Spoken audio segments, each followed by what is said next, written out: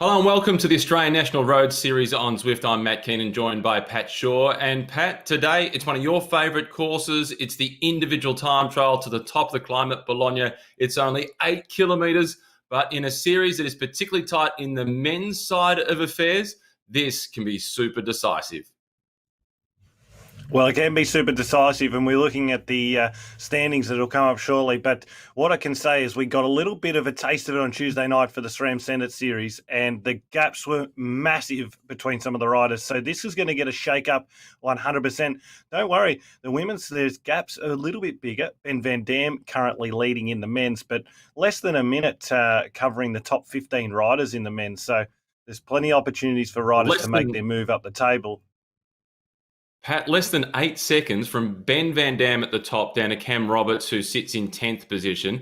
Alistair Christie-Johnston's been good in this series in second place. So too Ben Hill, so consistent. He's only 1 second behind. Jay Vine looks like the big threat today. He knows this course well. He was brilliant on Tuesday. I think he might be the guy to beat. Oh, I would agree. He has to be the out-and-out favourite on this course, but I really like the pedigree of Alistair Christie-Johnston and Ben Van Dam at the top. But when you're talking about seconds, look, we saw the demolition that Roglic did on this course in the Giro. So on the percentages of this climb, particularly near the top at 14%, you're going to want to have a really good watts per kilo. No descent today, flat, then the climb. Let's now take a look at the women's, and it is Bree Wilson who has a strong lead. It's a 1 minute advantage over Vicky Whitelaw. We know that Whitelaw is brilliant in the individual time trial. Nicole Frayne, who's been fantastic throughout this series, so the SRAM Senate series. Bree Vine in 4th position. She leads on Tuesday nights. Bree Hargrave in 5th place. Chelsea Holmes, who's been one of the stars on a Tuesday and also in this series. Taryn Heather in 7th position. It's then Sam DeRita, Amber Pate, and it's Georgia Minnesota who's in 10th position.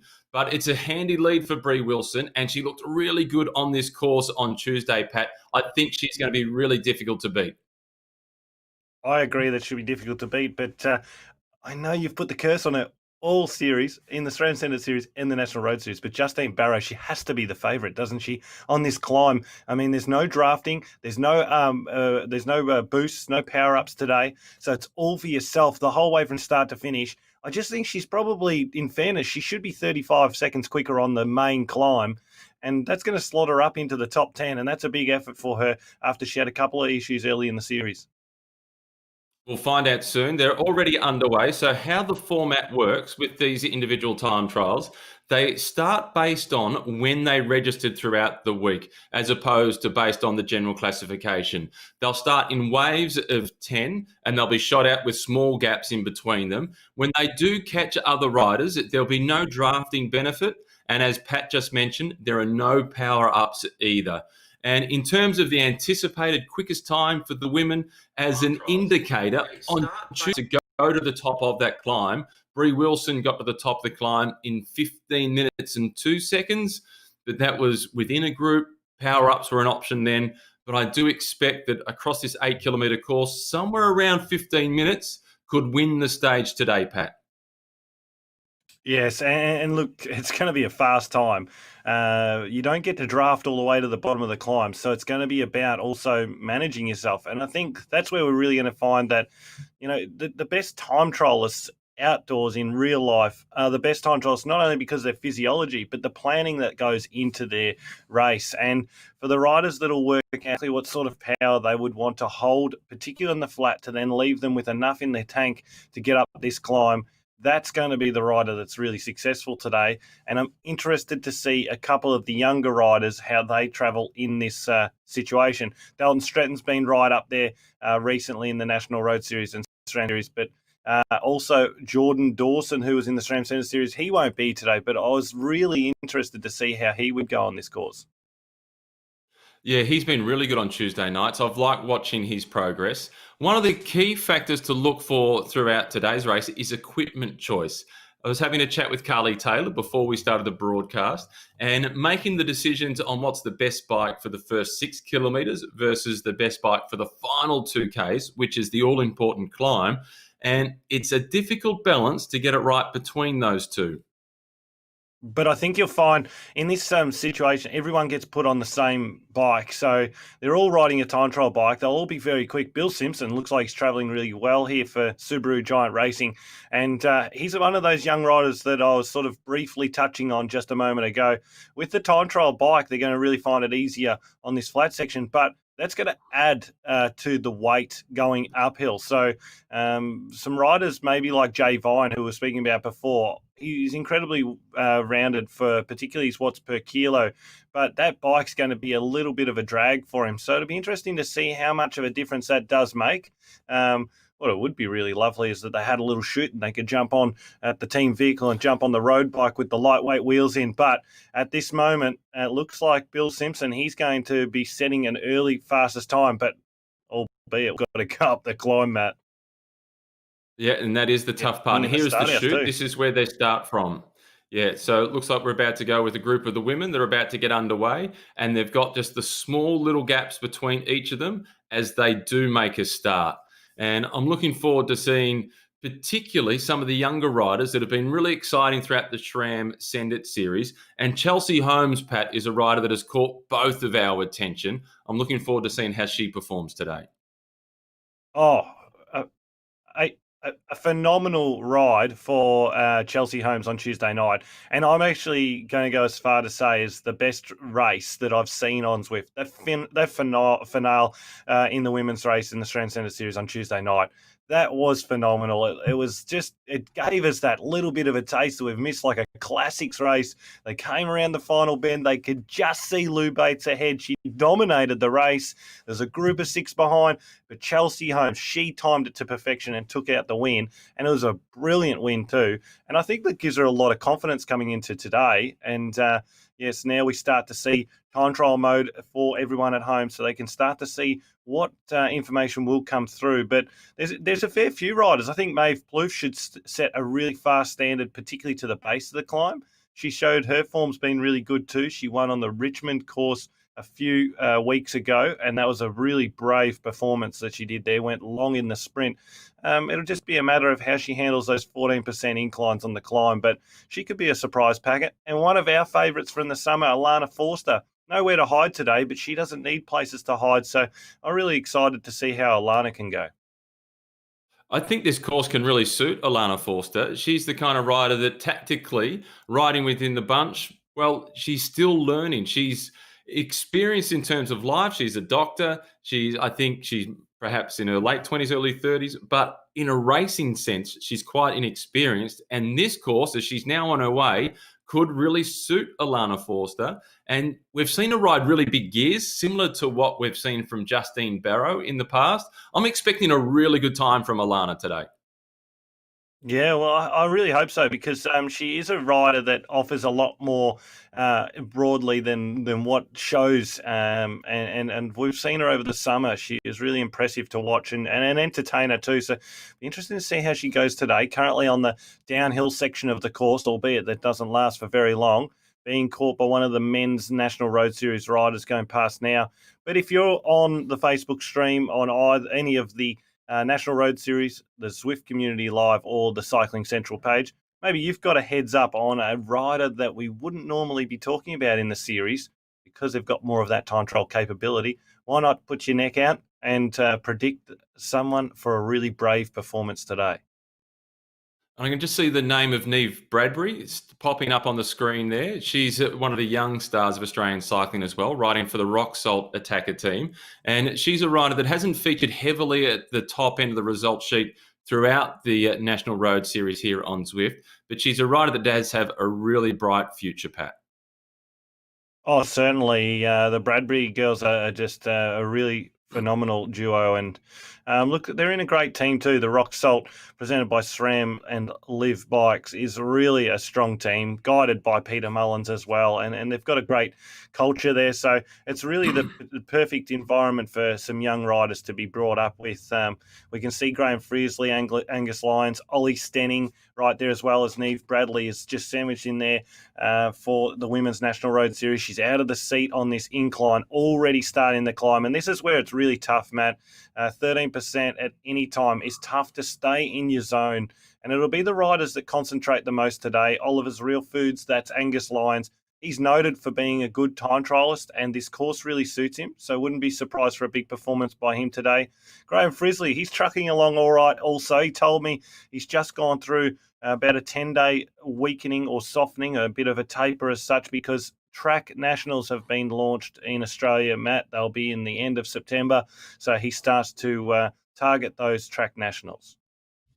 I think he can have a big impact at the track nationals in the points race and also in the scratch race. And he's pumping out some big numbers here. We've spoken about him as a guy to win criteriums. He's proven that he can also contend with quite a few climbs, both in the National Road Series on Zwift and also in the SRAM Send It Series.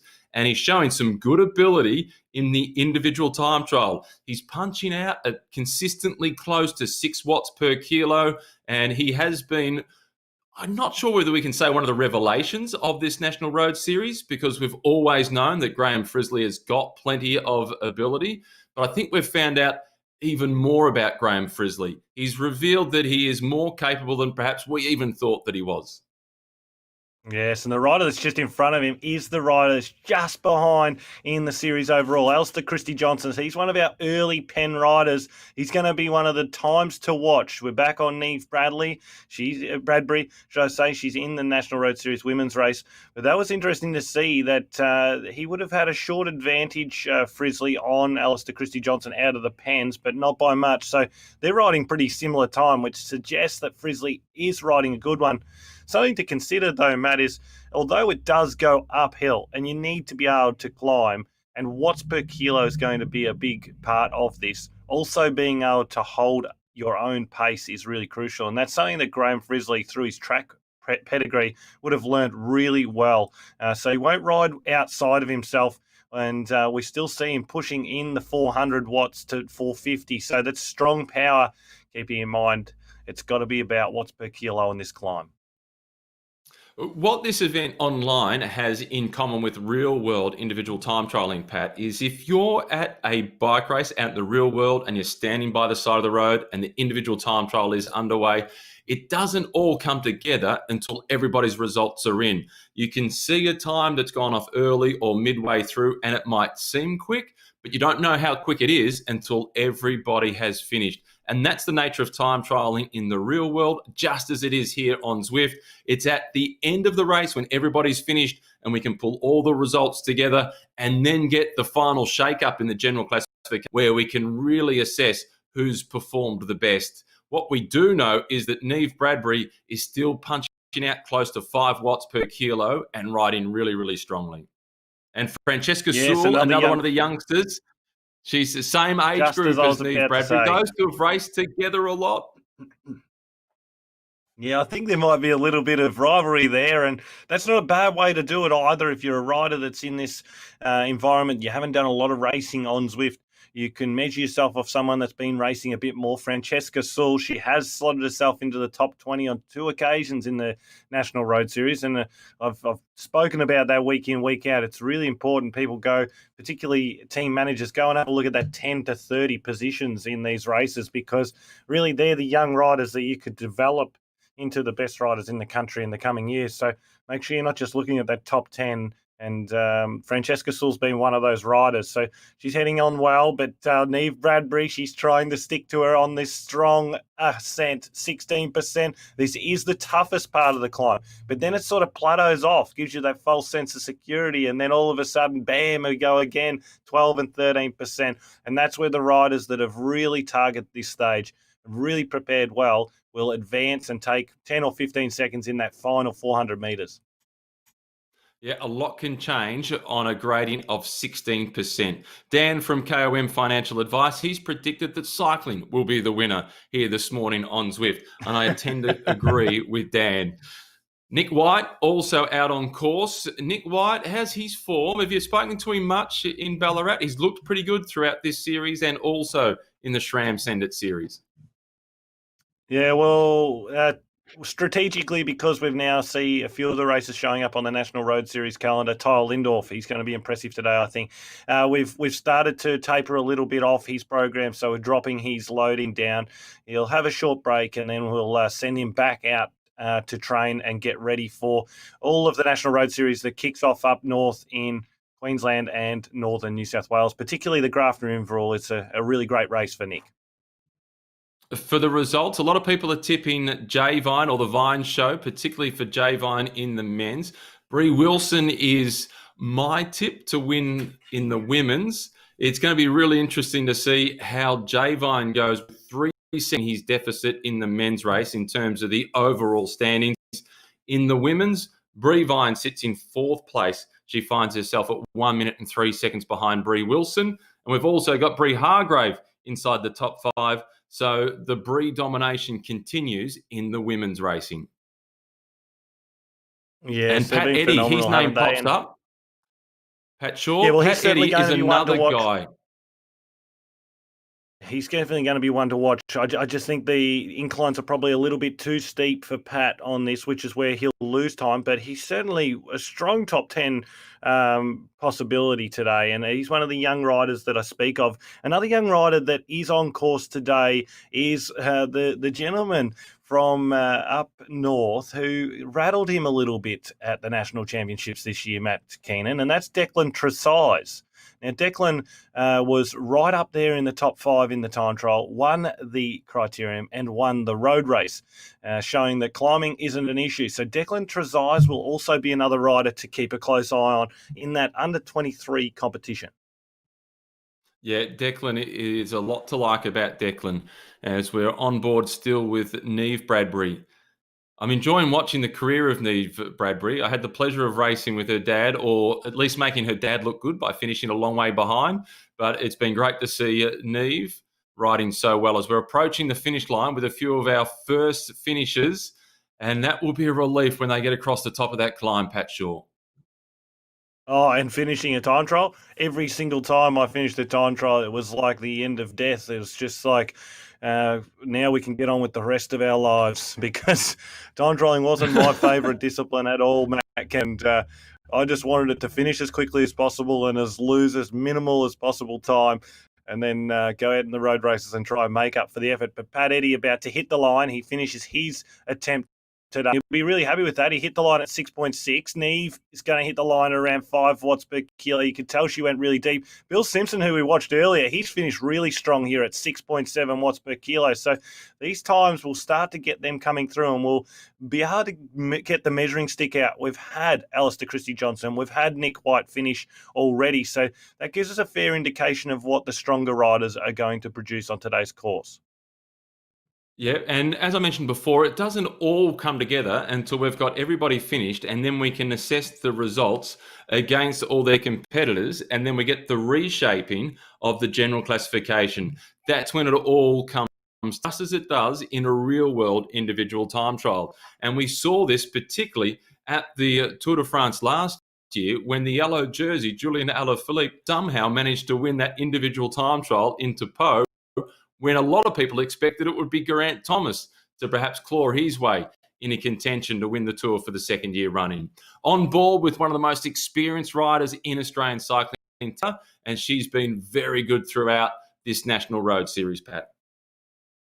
Oh, certainly. And I think with the racing on Zwift that both the men's and women's National Road Series have done, and their chat back and forth via the different social media options has probably strengthened the culture in a lot of these teams. And I think probably when they go back outdoors in real life racing, I think one of the biggest things that is lacking in the National Road Series is the communication between team riders. And they've learned a lot about each other's capabilities, but also learnt that, if you communicate, you have a better chance of success. And that is no doubt, that is a fact. And I think that when we go back outdoors and racing in the National Road Series, we're going to get some surprise packets at just the quality of the racing. And that can be thanks to this environment that they've been racing in recently.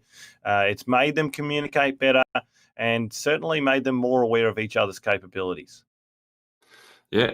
Taryn Heather, always good in an individual time trial. She's been riding pretty pretty well in the series also. She sits in 7th position in the overall standings, finds herself at around about a minute and 43 seconds or so behind the series leader, which is Bree Wilson.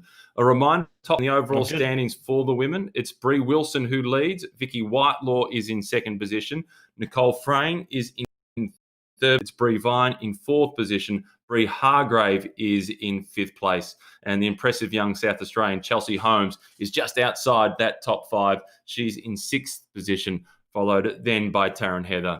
This is Bree Vine, who we're now on board with, and the Vine show has been running on Tuesday nights with the Shram Send It series, and now Bree Vine finds herself in a position, Pat, where she has to make up a lot of ground in the general classification. She's a minute and 4 seconds, in fact, behind Bree Wilson. But she'll definitely set a really, really quality time on this course. She's been phenomenal for weeks, and it's only normal to expect that she's going to taper off a little bit before we go back outdoors for the National Road Series. Graham Frizzley, he's joined us on the stream, and the big Frizzle Grizzle, he said, "Brah, that was hard." And I was about to ask him to comment in below and let us know how tough it was. Do you have any idea what time you did set, Graham? We're waiting for those times to come through. It'd be good to know sort of for Graham Frizzley, what was his time on this course? But he's suggested it was very hard, and we can tell it's hard because you can see these riders getting to the line and just stopping pedaling immediately. Yeah, well, if you think that it was hard, you didn't go hard enough, because there is no such thing as a comfortable individual time trial. It all hurts. It's just a matter of whether you're going fast or slow. Even when you're going slow, an individual time trial hurts. This is Bree Vine approaching the finish line, and the watts per kilo are impressive. She's sprinting towards the line at almost 7 watts per kilo. It's the finish line now for Bree Vine. She sits and she waits, like the rest of us, for the update on Zwift Power to see how she performed against the rest, particularly against the series leader in the National Road Series for the women, which is Bree Wilson. It's good to see these riders are all. Liam White we're on board with now from Oliver's Real Foods Racing. And it's interesting to see these riders as they finish, Matt, they're sliding into the stream, trying to check out just how much everyone else is hurting after they've hurt so deeply. We've got Azapati there as well, behind her, Toby Stewart just in front of Liam White as well. He's got him in the sights. Liam putting out some decent power here too, around the 6 watts per kilo, which is to be expected. That's what you're going to have to produce, between 6 and 6.4 watts per kilo on this climb to really be in contention at the top of the climb. And you can see when they get out of the seat that incline has really increased on the top right-hand corner.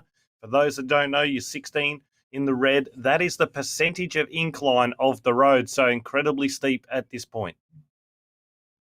I think the Oliver's Real Food Racing team would be pretty happy with the graphics that Zwift have been able to produce to match their team kit.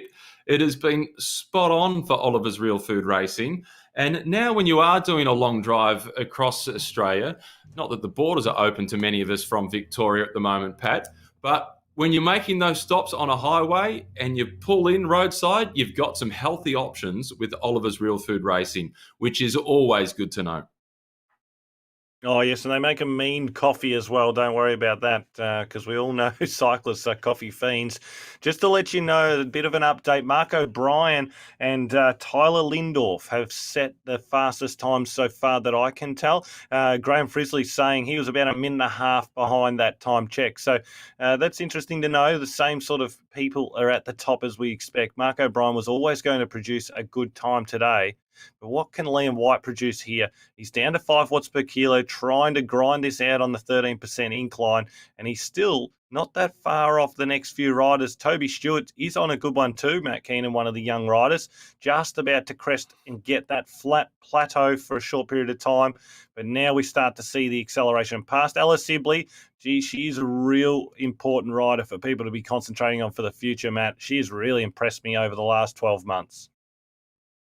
Yeah, she's a name that just keeps popping up. And this is a series that has proven to be, over the years, a really good stepping stone for a lot of riders to go from National Road Series level to international level. And you've seen quite a few of them from what was your old team under various sponsors, the team that we now know as Bridge Lane.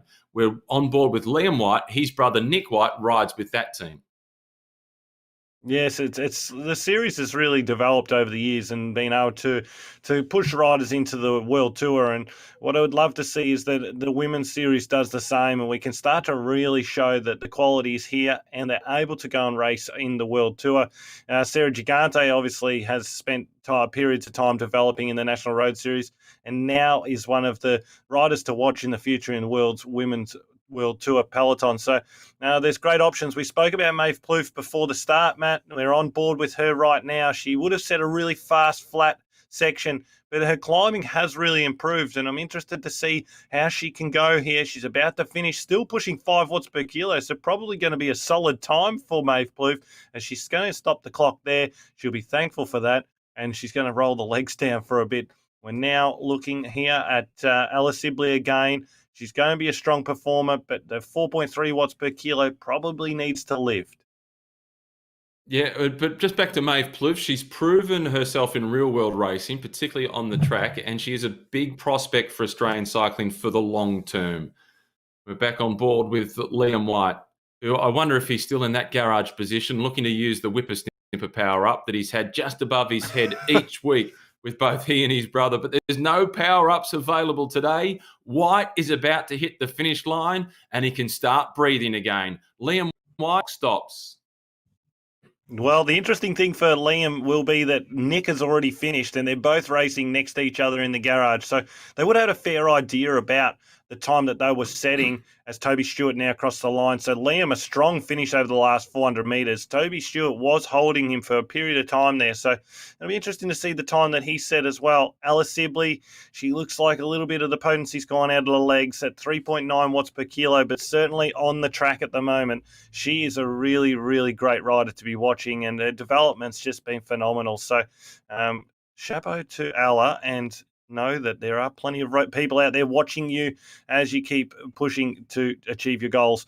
Anna Booth we're on board with, and hasn't the Sydney Uni Staminade team been strong in the series, Matt? They've been a fantastic team, and I like the balance in the team between youth and experience, and the experienced riders on the team being so keen to share their knowledge with the younger riders. And the name Jay Vine also popping up on our screen, Pat. I've just seen him on Instagram warming up, getting ready to race. And he's a guy that we'll be watching very closely. In terms of the overall standings for the Men's National Road Series, Jay Vine finds himself 3 seconds behind the series lead. And the current leader is Ben Van Dam, followed then by Alistair Christie Johnson. And then it's Jay Vine. The top 4 separated by just 3 seconds.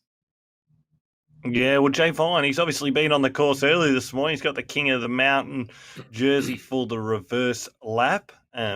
So he hasn't been mucking around. He does love to do a decent warm-up.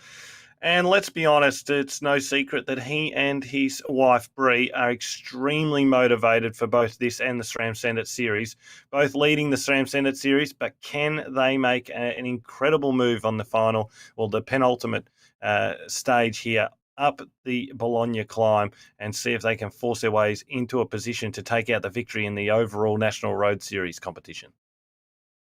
Yeah, they've both got a stranglehold on the SRAM Send It series, which concludes this Tuesday night, Pat. And I've really enjoyed that series, just as I have this series.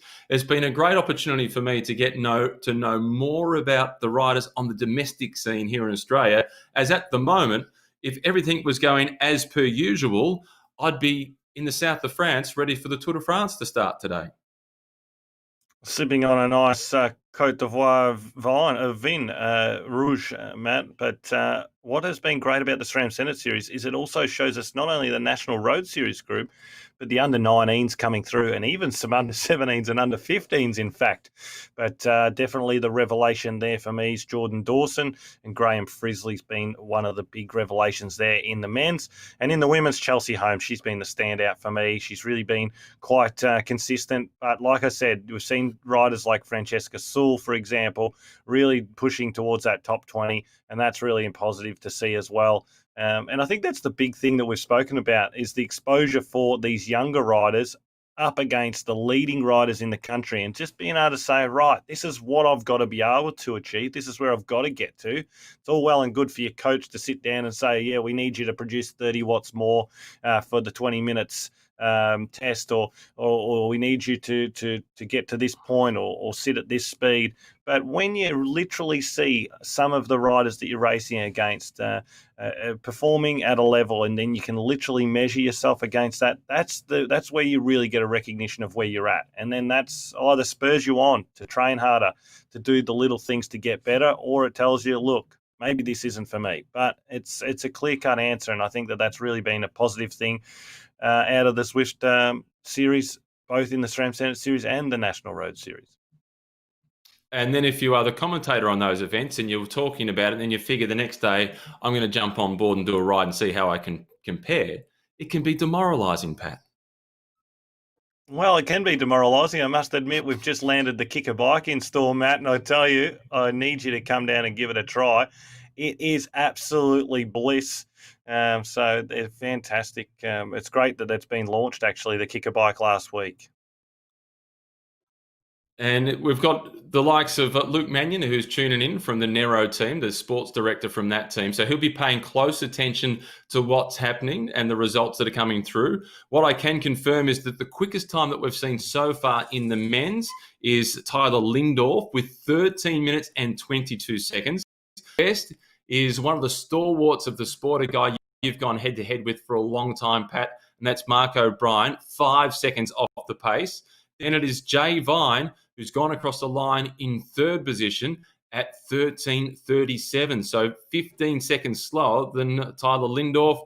And it's then Sayers from Aero, followed by Stenning, and then Christie in sixth position. I'm looking forward to the update of the general classification, Pat. Well, Ollie Stenning, hasn't he been a revelation as well these past weeks? He's been right up there every week. He looks like he's produced a really good time trial there. But I think for Tyler Lindorf, who's had his season marred by injuries a lot of the time, and he's definitely one of the best up-and-coming riders. I see him as one of our best chances to send the next rider to the World Tour. So he's definitely a rider to keep an eye on, and that time trial today shows that. And what's fascinating is they've gone about 15 seconds slower than the peloton did the time in the SRAM Senate Series on Tuesday. So with drafting and the peloton working and then riding the final climb, they're just 15 seconds slower. That's phenomenal. And on Tuesday, when the peloton went up there in the SRAM Senate Series, they also had the advantage of power-ups. Yeah, and the lightweight power-up would be something that riders were begging for as they were doing their time trial this morning. And what I've always found, Matt, is I always like to go off in the early waves of a time trial, because then you didn't have to see your teammates coming back exhausted, but also you got to sit there relieved, not be a little bit anxious about the pain that was about to take place. As I said, not much of a time trialist myself, but all about limiting losses, as they say. Well, I don't have the results in as yet of Ben Van Dam or Ben Hill, but at the moment, Jay Vine has certainly moved ahead of Alistair Christie-Johnson in the general classification.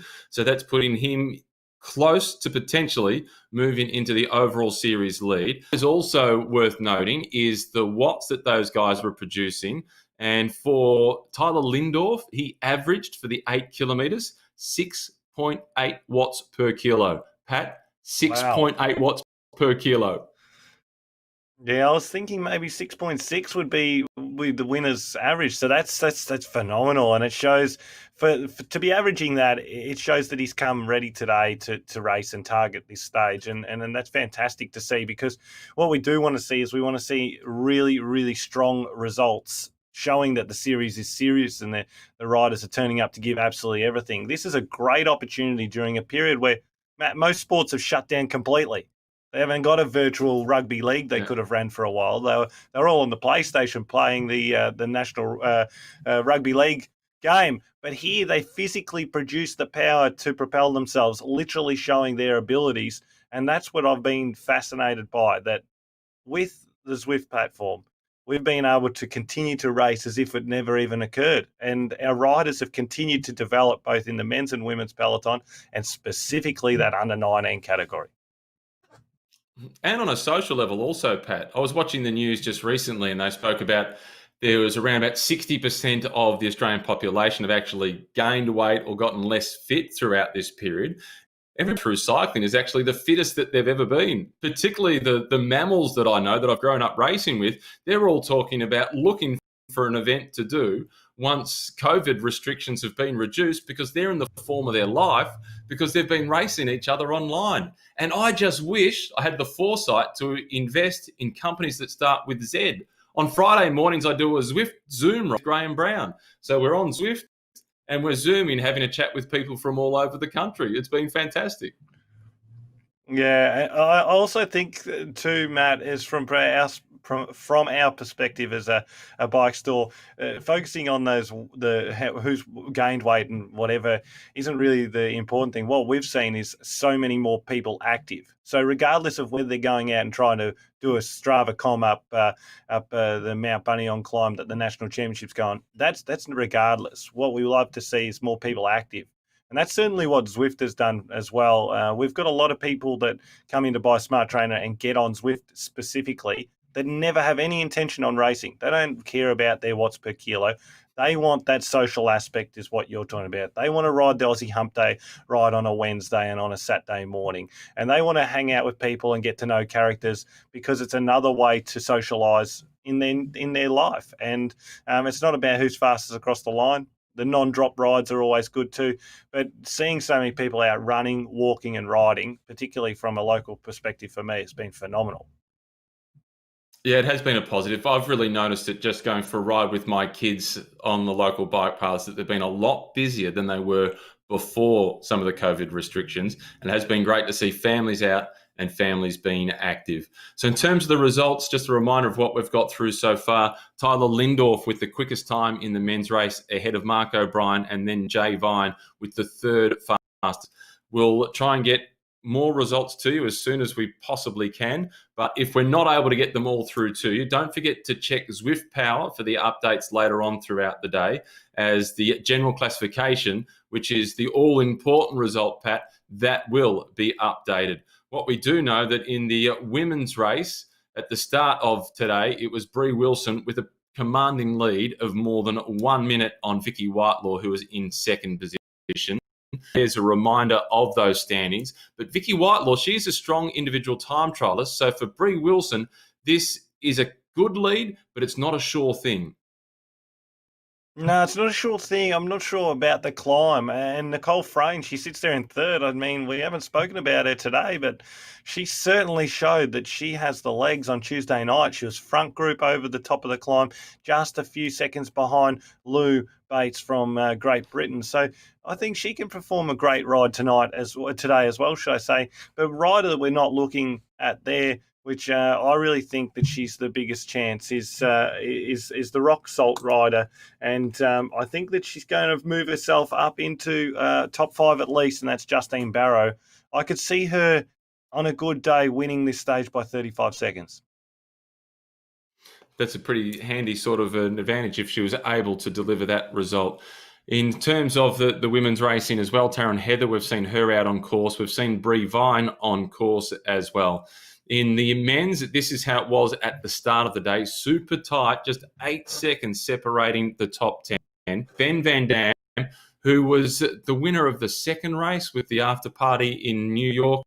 That was a brilliant win when he got the timing just right to get the better of Jay Vine, who looked set to win on that occasion. But then he ended up actually finishing in 4th position. In fact, in that race, it was Alistair Christie-Johnson who won. Ben Van Dam was in 2nd spot. Ben Hill in 3rd position. And Ben Hill is a rider, Pat, that in real-world racing, he never spends any time in the peloton anyway. So time trialing should be fine for him. He's always on the attack, riding by himself as it is. Yes, particularly this shortened version, so it's more of a prologue distance, 8 kilometres. But unfortunately for Ben, the percentage of incline is going to be a little bit too steep for him on today's stage. But in 6th place, Cooper Sayers, he's going to slot up into potentially 2nd or 3rd at the moment with his finish top 5 time already put on the board. So that's a really great result for Cooper Sayers, and he is another rider that we've seen progress sensationally over the past 12 months, and I'm really, really interested to see how he goes towards now and Christmas outdoor racing as well, because it's important to see their capabilities, Matt, but it's also important that they also continue to develop the core tactics, which is riding a crosswind and also positioning in the peloton. Yeah, and Alistair Christie-Johnson, he is also finished. He's in 6th position for the moment. So Tyler Lindorf has got the fastest time that we've been able to register. Apologies for some of the technical problems that we have had today. There's one more race to come in the series, Pat, and that's in a fortnight's time, and it's the longest race of the series. It's a little over 41 kilometres. I'm really looking forward to that road race. Yeah, I'm not so sure the riders are, because they just know how intense this racing is. And at 41 kilometres, there's going to be splits in the group. And again, we might see a reshuffling of the general classification. Today is no doubt the most difficult race of the series. And it's the most difficult in many ways. It's not only physically, but also if you get it wrong today, you could have blown all chances to finish in a great position overall. There's a lot of good things that the riders can take away from it, though, and particularly the younger riders. If they've done 2 or 3 good races out of the eight stages of the tour, that's fantastic, and that's something that they can take forward for next year. And Pat, just like in a real world individual time trial, it's the results once everybody's times are in that really count, and we get a chance to take a look at the shuffling of the general classification. So later on this afternoon, make sure that you check into Zwift Power, refresh the button, and see who's still at the top of the leaderboard. I'm anticipating that it will still be Brie Wilson in the women's, and it looks like it might be Jay Vine in the men's, but Ben Van Dam is still to come. Sorry about the small technical problems that we've had today. Join us in 2 weeks for the final race in the National Road Series on Zwift. And just a reminder, don't forget to check Zwift Power for the results and see what the outcome is in terms of the general classification. Until next time, ride on.